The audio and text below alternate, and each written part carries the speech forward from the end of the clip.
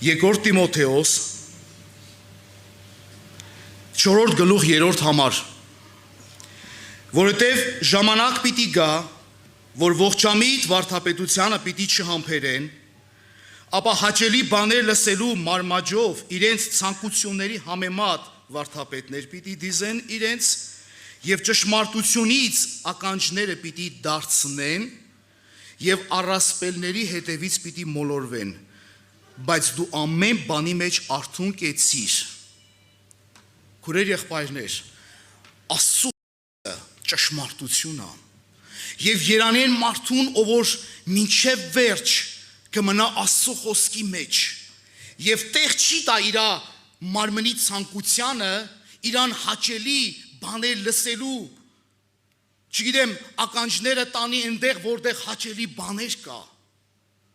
Այսօր երևում է, անգամ մեր մոդել է երևում, որ շատ մարդիկ ճշմարիտ խոսքը էլ չեն կարում լսեն, չեն համբերում, բայց Սուրբ Գիրքը ասում է դու համբերությամբ գնա։